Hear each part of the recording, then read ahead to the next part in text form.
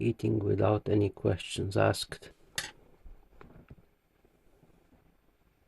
Okay, she is. Okay. She can't have both in her mouth.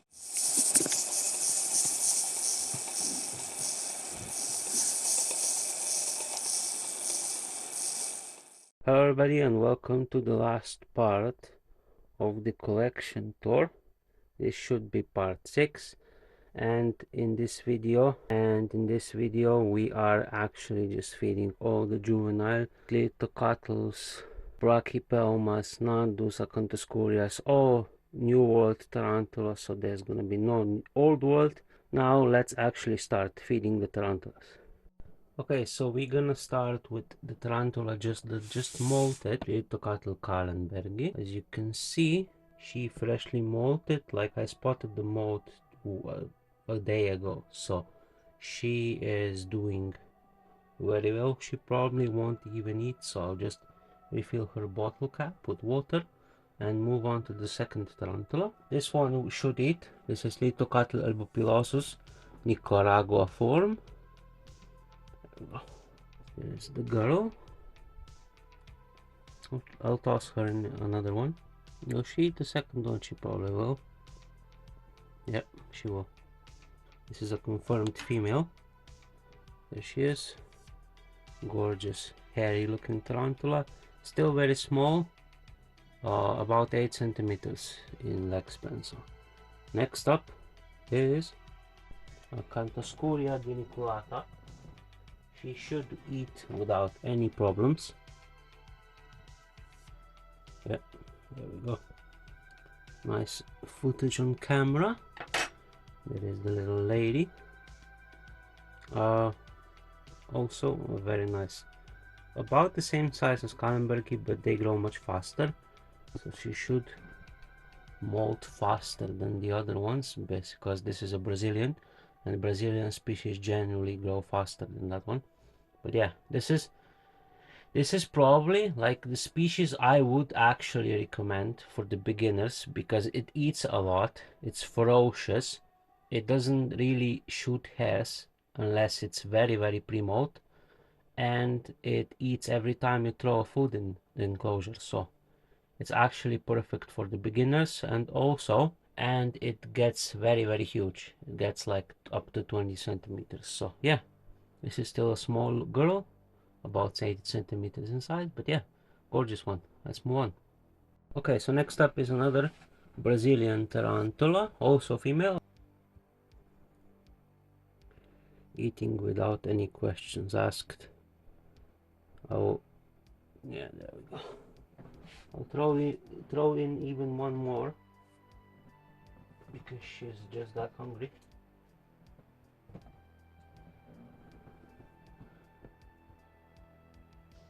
Wait. No, she's not hungry for two, I guess. Okay, she is. Okay, she can't have both in her mouth, but I think she incapacitated the other one, or she has it in her mouth. I don't know actually, but there she is. Don't really see the recognizable orange hairs and white body just yet, but she is getting bigger and bigger.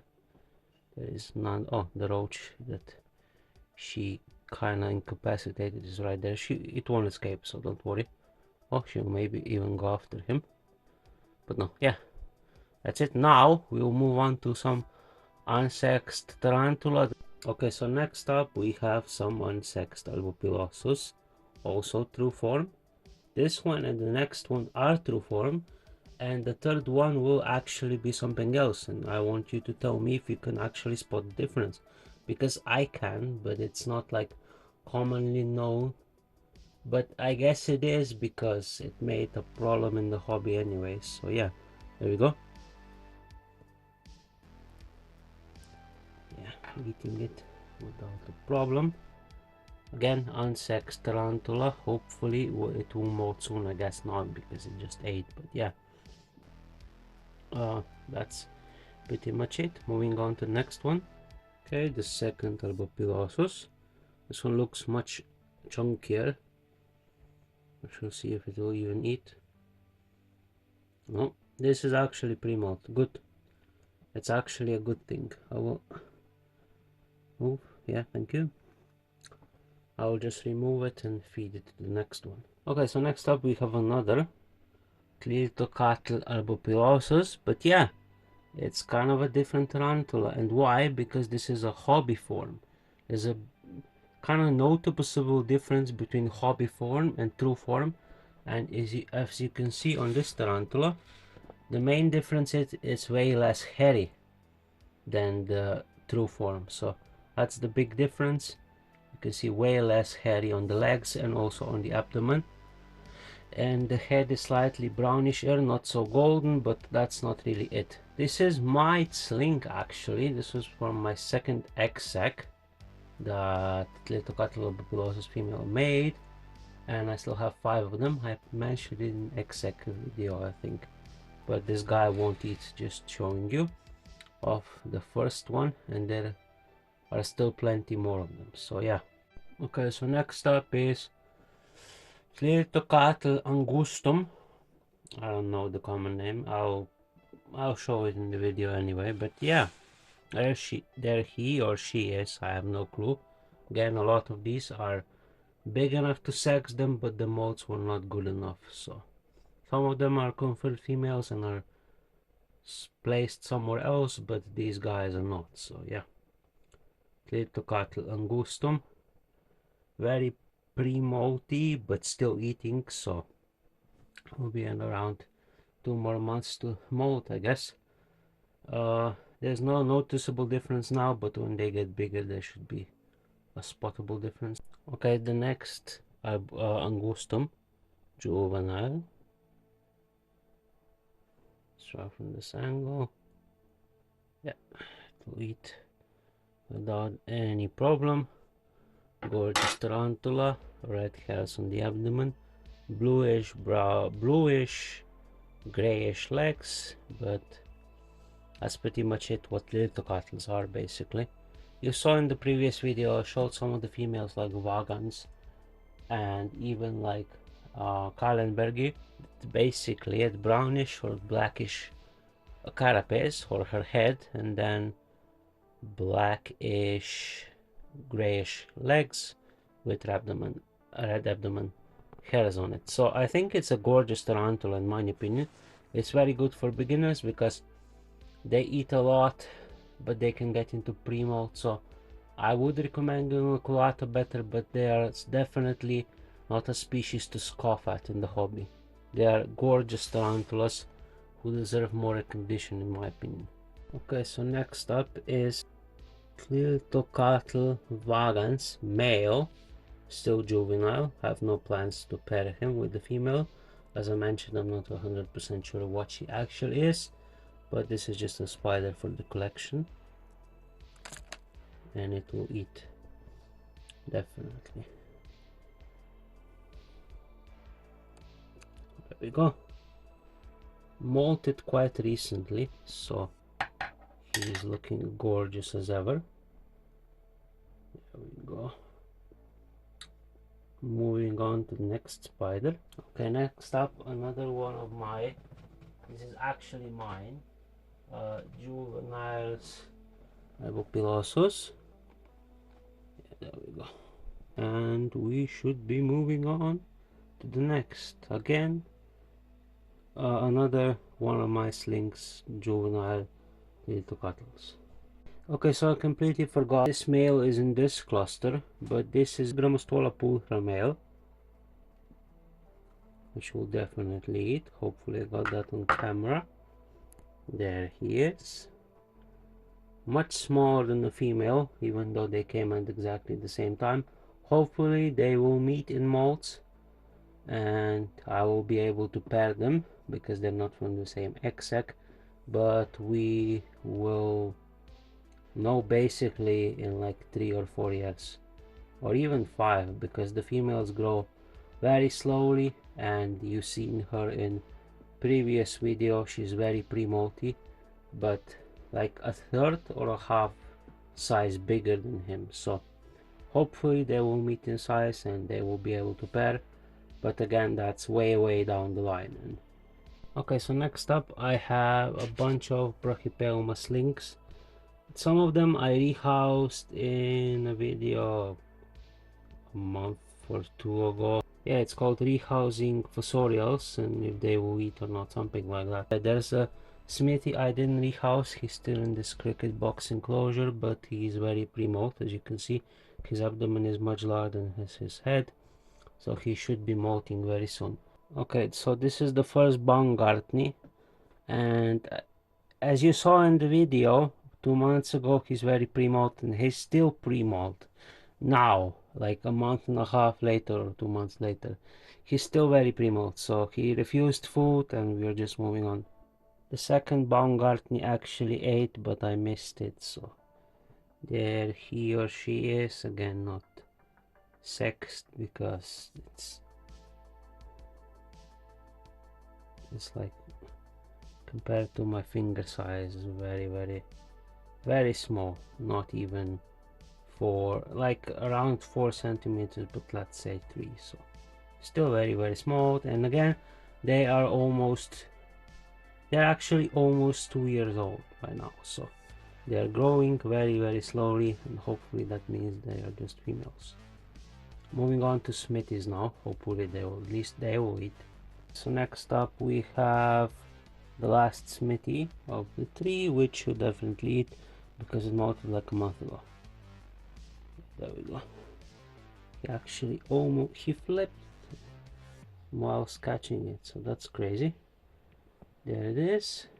Not a clear sign that it is actually Brachypelma smithi, but it certainly is. So it's a very rare specimen that I'm very lucky to have in my collection, but when it gets bigger it will be more pronounced that it's actually smithi. So now let's move on to the last clusters of Brachypelmas and move on to the last 2 females that I still haven't showed you.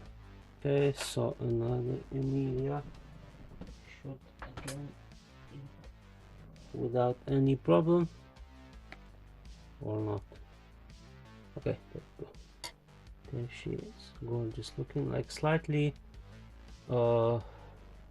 brighter colors on her, but yeah, eating the roach, almost fighting it. Moving on to the third one. This is Classy, one of my favorite Brachypelmas. It just looks gorgeous, but this is very heavily pre-molted. Yeah, there's no way it will eat. No, it's just refusing food. There it is, gorgeous looking tarantula, very pre-molted, as you can see by the size of the abdomen. Okay, so second to last tarantulas out of these clusters are Auratum male. Okay, and now we're actually looking at Pseudohapalopus species blue. It's a Colombian tarantula, looking very nice. But there's a fun fact from you. I was showing you some Kilbrachys males that I had that are mature, that were one of the Vietnamese blues were mine, and the Cambodian blue I bought later on. But that's not really important. The important thing is that I checked the date in the tarantula apps, and I got this tarantula in August of 2020, so it will be soon 3 years old. And I got the Vietnamese blue slings and the Cambodian blue slings in September of 2020, so it's 1 month younger than both of the males, and it's not even close to being mature. Even though it's a dwarf tarantula, it grows much slower, but the size comparison is crazy actually. This tarantula is very small compared to those, and those two have been mature males for at least 2 months. Keep that in comparison. So the main difference between, if someone asks you what's the main difference between old worlds and new worlds, are the poison, the urticating hairs that these guys have and the old worlds don't have, and the actual growth spurts these guys have and the old worlds have, because the old worlds grow much faster than these guys. Okay, so the last tarantula we are feeding today is, as you can see the roach hissing, Caribena versicolor female. I'll show you her face. There we go. Gorgeous looking tarantula, was just behind the cork so I just moved it, but there she is, just chilling and now fighting with the roach. I can't actually show you Caribena leata because she is hiding inside the cork, so unfortunately you won't be able to see that one. I will surely make a video in the future where I show you all the tarantulas that they were hiding, but you'll have to wait for that video or the video where I will be moving these tarantulas into enclosures like that one. So yeah, that's pretty much it for the feeding part of the video right now. So that's gonna be pretty much it for this video. A lot more tarantulas ate than I initially expected, so the not feeding them for a few weeks actually worked, so I'm really happy about that. I hope you enjoyed the video. Smash that like button if you did, subscribe down below. You can watch more videos on the channel if you're interested or the first time watching this channel. There's a bunch of videos of me showing you all other parts of the collection tour. And as for regular viewers, this is not really the end of the collection tour, because there are a lot of tarantulas that I didn't show today, which I will show in future videos. And also, what is the most important part is a lot of other bigger African tarantulas that I have in a collection are not in this room, and they are in my brother's room, which I will show you eventually in like kind of his part of the collection tour. Even though this room is finished, there is still a bunch of tarantulas to be seen, so you can look forward to that. But thank you guys so much for watching, and I will see you very soon. Bye.